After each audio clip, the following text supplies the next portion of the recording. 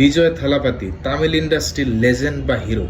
আমরা এই generation maximum ওকে বিভিন্ন ফুটেজে, বিভিন্ন রিলসে আমরা দেখেছি। নতুন করে রাজনীতিতে উনি আবির্ভাব করেছে এবং ওনার জনপ্রিয় এখন তামিল ইন্ডাস্ট্রিতে বা তামিলনাড়ুতে একদম তুঙ্গে আছে। যেখানে জনসমাবেশ হচ্ছে সেখানে কোনো ধরনের ঘটনা ঘটতেছে, হয় দুইজন একজন আহত বা মৃত্যুর মধ্যেও ঢলে পড়তেছে।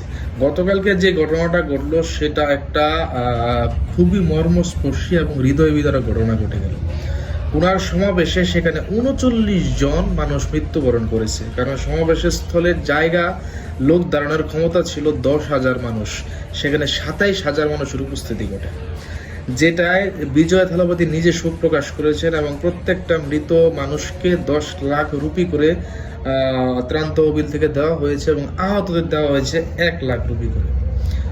অবাক করা বিষয়, একটা মানুষের ক্রেজ কি পরিমাণ থাকতে পারে বা কি পরিমাণ থাকলে এই ধরনের ঘটনা ঘটে, এবং ইন্ডিভিজুয়াল নিজে একটা রাজনৈতিক দল গঠন করার পর। দেখা যাক সামনে বিজয় থালাপাতির ভবিষ্যৎ কি আছে, যদিও পলিটিক্সের ভবিষ্যৎ বলা এবং বোঝাটা মুশকিল।